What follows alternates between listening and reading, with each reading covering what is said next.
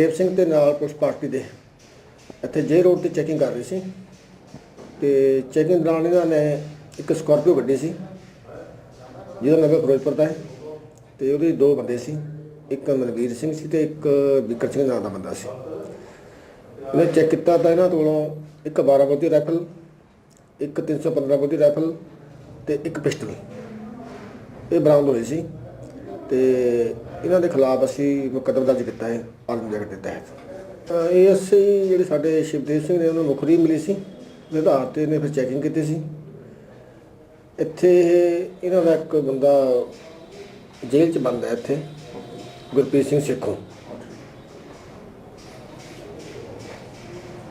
ते उस चक्कर हो सकता उन्होंने मिलना है होना इत्थे, पर इन्होंने जो असला है वो असला इन्हों के नाँ पर है नहीं।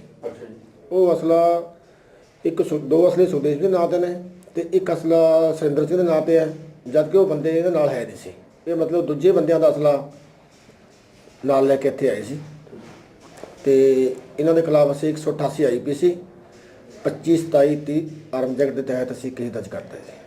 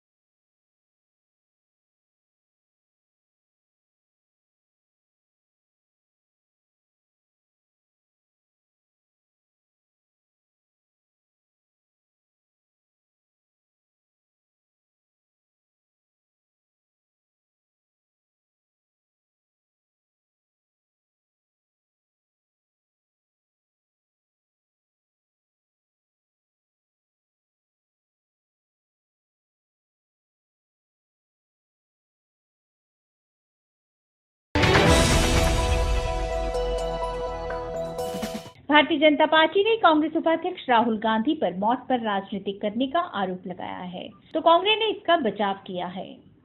राहुल गांधी दलित छात्र रोहित वेमुला की आत्महत्या के विरोध में प्रदर्शन कर रहे छात्रों के धरने में शामिल होने के लिए हैदराबाद पहुंचे। शनिवार को भाजपा प्रवक्ता सांबित पात्रा ने कहा कि राहुल गांधी अपनी राजनीति चमकाने के लिए हैदराबाद की घटना को इस्तेमाल कर रहे हैं। उन्होंने बिहार में कानून व्यवस्था की बिगड़ती हालत का आरोप लगाते हुए कहा कि वहां के बारे में राहुल गांधी क्यों नहीं बोलते। इस पर कांग्रेस ने भाजपा का पलटवार किया। पार्टी प्रवक्ता अजय माकन ने कहा, घबराहट भाजपा की ये है कि सरकार अपने धनाढ्य मित्रों की आवाज बनी हुई है, जबकि हमारे नेता राहुल गांधी दलित और गरीबों की आवाज बने हुए हैं। उधर केंद्रीय मंत्री नेता नितिन गडकरी ने कहा, सरकार ने जांच गठित कर दी है, ऐसे में राहुल वहां गए हैं और विश्वविद्यालय को राजनीतिक अड्डा बना रहे हैं। उन्होंने कुछ कहना है तो वो संसद में आकर कहें। रोहित वेमुला की आत्महत्या के मुद्दे पर कांग्रेस समेत विपक्षी दल हैदराबाद सेंट्रल यूनिवर्सिटी के तत्कालीन कुलपति केंद्रीय मंत्री बंडारू दत्तात्रेय और केंद्रीय मानव संसाधन विकास मंत्री स्मृति ईरानी का इस्तीफे की मांग कर रहे हैं। हैदराबाद यूनिवर्सिटी के कैंपस में रोहित वेमुला के जन्मदिन के मौके पर छात्रों ने आधी रात को कैंडल मार्च निकाला और उसके बाद धरने पर बैठ गए।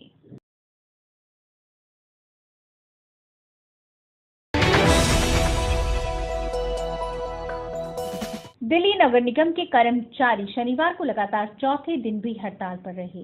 ये सभी 4 महीने से सैलरी न मिलने को लेकर हड़ताल पर हैं। इन कर्मचारियों ने अपनी मांगों को लेकर दिल्ली विधानसभा अध्यक्ष रामनिवास गोयल के घर के बाहर भी प्रदर्शन किया। इससे पहले वे सीएम आवास के बाहर भी प्रदर्शन कर चुके हैं। वहीं डिप्टी सीएम मनीष सिसोदिया ने सरकार और एमसीडी के बीच फंड पर तकरार को लेकर आरोप लगाया है कि एमसीडी में सैलरी के नाम पर बड़ा घोटाला हो रहा है। उप मुख्यमंत्री ने शनिवार को संवाददाता सम्मेलन कर एमसीडी और बीजेपी पर कई आरोप लगाए। सिसोदिया ने कहा कि एमसीडी में जितना पैसा दिल्ली सरकार को देना था उतना वह दे चुके हैं। उन्होंने कहा, एमसीडी में वेतन के नाम पर घोटाला चल रहा है, इस बारे में कोई जांच नहीं करवाई जा रही। कोलकाता की एक स्थानीय अदालत ने बहुचर्चित कामुदुनी गैंग रेप और हत्या के मामले में शनिवार को 3 दोषियों सैफुल अली, अंसार अली और अमीनुल अली को फांसी की सजा सुनाई है। अदालत ने मामले में 6 आरोपियों को दोषी ठहराया है, जिनमें से 3 अन्य को उम्र कैद की सजा सुनाई गई है। आपको बता दें कि जून 2013 में कामुदनी में 21 साल की एक कॉलेज छात्रा के साथ गैंग रेप किया गया था, जिसके बाद दरिंदों ने उसकी हत्या कर दी थी। इस मामले में अदालत 2 आरोपियों को दोष मुक्त कर चुकी है। इससे पहले 28 जनवरी को अतिरिक्त नगर और सत्र न्यायाधीश संचिता कार ने अदालत में सैफुल अली, अंसार अली और अमीनुल अली को गैंग रेप और हत्या का दोषी ठहराया। तीनों को भारतीय दंड संहिता की धारा 376 डी गैंग रेप, 302 हत्या और 120 बी आपराधिक साजिश के तहत दोषी ठहराया गया। न्यायाधीश ने इमानुल इस्लाम, अमीनुल इस्लाम और भोला नास्कर को धारा 376 डी के तहत दोषी माना गया है।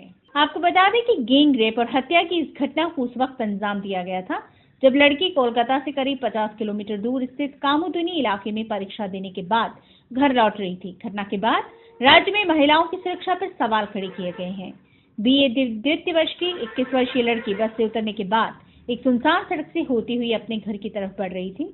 तभी आरोपियों ने उसे घेर लिया और उसके पास के एक फार्म हाउस में ले जाकर उसके साथ गैंग रेप किया।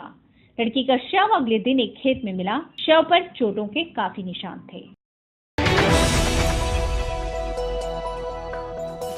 पाकिस्तान के प्रधानमंत्री नवाज शरीफ ने एक इंटरव्यू में कहा है कि पठानकोट एयरबेस पर हुए हमले में दोनों देशों के बीच वार्ता प्रक्रिया पर असर पड़ा है। उन्होंने कहा कि भारत पाकिस्तान के बीच रिश्ते सुधर रहे थे, लेकिन पठानकोट हमले की वजह से नुकसान हुआ है। पाकिस्तान के प्रधानमंत्री के मुताबिक हमले की वजह से दोनों देशों के बीच बातचीत धीमी पड़ी है, लेकिन वे अपनी सरगर्मी का इस्तेमाल किसी भी दूसरे देश के खिलाफ नहीं होने देंगे। आपको बता दें कि पठानकोट एयरबेस पर तड़के 2 जनवरी को हमला हुआ था, जिसमें 7 जवान शहीद हो गए थे। 35 घंटे से ज्यादा चली मुठभेड़ में सुरक्षा बलों ने 6 आतंकी मार गिराए। भारत इस हमले के सबूत पाकिस्तान को सौंप चुका है, पर अब तक कोई कार्रवाई नहीं की। सूत्रों के मुताबिक भारत सरकार ने साफ कह दिया है कि दोनों मुल्कों के बीच बातचीत अब तभी होगी जब पाकिस्तान पठानकोट हमले की निष्पक्ष जांच करे और उसके गुनाहगारों को भारत को सौंपे। भारत पाकिस्तान विदेश सचिवालय स्तरीय वार्ता 15 जनवरी को होनी थी, लेकिन इससे ठीक पहले पठानकोट एयरबेस पर हमला हो गया, जिसके कारण वार्ता टल गई। पंजाब सरकार ने खडूर साहिब चुनाव को मद्देनजर 13 फरवरी को छुट्टी का ऐलान किया है। एक सरकारी वक्ता ने बताया कि तरनतारन स्थित फैक्ट्रियों में खडूर साहिब हल्के के वोटर काम करते हैं, उन्हें अधिकार है अपनी वोट डालने का, इसलिए छुट्टी का फैसला लिया गया है। उन्होंने आगे कहा, शनिवार होने के कारण मजदूरों के इस दिन के वेतन सहित अवकाश ऐलान किया गया है। इस दिन दुकानों और व्यापारिक विभागों में भी अवकाश घोषित किया गया है।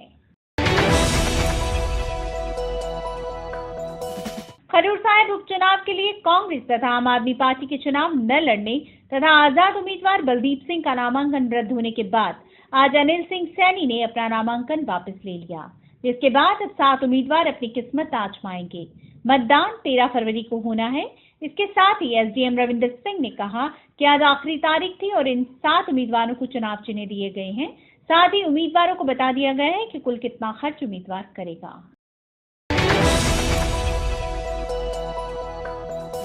भटिंडा शहर के मैक्स अस्पताल में शनिवार को उस समय स्थिति तनावपूर्ण हो गई जब अचानक फायरिंग शुरू हो गई। इस बीच अस्पताल का गार्ड घायल हो गया, जो उपचाराधीन है। मौके पर पहुंची पुलिस ने आरोपी को काबू कर लिया है।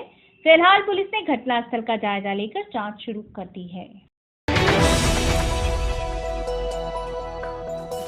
मरेलकोटे से शुक्रवार को अजमेर शरीफ के लिए मुफ्त तीर्थ यात्रा ट्रेन रवाना की गई, जिसको झंडी देने के लिए डीसीएम सुखबीर बादल विशेष तौर पर उपस्थित हुए।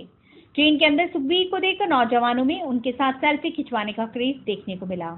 इतना ही नहीं, झंडी दिखाने की रस्म के मौके पर भी हाल ऐसा रहा, जिसका खमियाजा प्रेस फोटोग्राफरों को भुगतना पड़ा। दरगाह अजमेर शरीफ के लिए 1004 श्रद्धालुओं को रेलगाड़ी से रवाना किया गया। ये सिलसिला आगे भी जारी रहेगा। वहीं यात्रा पर जा रहे श्रद्धालुओं ने सरकार के इस कदम की प्रशंसा की। इस दौरान पंजाब के मुख्यमंत्री सुखबीर सिंह बादल ने कहा कि वर्ष के अंत तक पंजाब के सभी गांव और कस्बे 4G कनेक्टिविटी की सुविधा से जुड़ जाएंगे और ऐसा करने वाला पंजाब देश का पहला राज्य बन जाएगा। वित्त मंत्री अरुण जेटली ने कहा कि 2016-17 के लिए आने वाला बजट इस बात से तय होगा कि हमारे पास संसाधन क्या हैं और कितने हैं। Economic times global business summit में अरुण जेटली ने कहा कि आने वाला बजट लोकप्रियता से नहीं बल्कि यह आर्थिक ग्रोथ की संभावनाओं और टैक्स में इजाफे का आधारित होगा। जेटली ने कहा कि तर्क भी दिए जा रहे हैं कि सरकार की जन योजनाओं पर किए जा रहे भारी खर्च को जारी रखना चाहिए। एक मत ये भी है कि सरकार को अपने लक्ष्य तय करने चाहिए और उसके अनुसार ही काम करना चाहिए। तेजी से बदलती परिस्थितियों में सरकार के पास तय करने के लिए जनादेश हो। जेटली ने कहा, खर्च वहां किया जाना चाहिए जहां जरूरी है, किसी तरह की कमजोरी है। मैं लोकप्रियता पाने वाले बजट को पेश करने की ओर नहीं जाऊंगा। जेटली ने कहा कि प्रधानमंत्री नरेंद्र मोदी ने जरूरतमंद के लिए सब्सिडी जारी रखने की बात कही थी। उन्होंने कहा कि प्रधानमंत्री नरेंद्र मोदी ने ये बात सब्सिडी या अन्य सरकारी योजनाओं में खर्च के असंतुलन को खत्म करने के लिए कही। अंत में जेटली ने कहा कि आखिर में मैं ये कहना चाहूंगा कि सरकार सब्सिडी के कंसेप्ट के खिलाफ नहीं है। जेटली ने कहा कि देश की करीब 1/4 आबादी गरीबी रेखा से नीचे गुजर बसर कर रही है। ऐसे में जरूरत है कि गरीबों को पर्याप्त अन्न मुहैया करवाया जाए और किसानों को अवसाद से बाहर निकालने के लिए प्रयास किए जाएं। जेटली ने कहा, हम सुधार की ओर बढ़ रहे हैं, किसी चीज को हटाने के लिए नहीं जा रहे।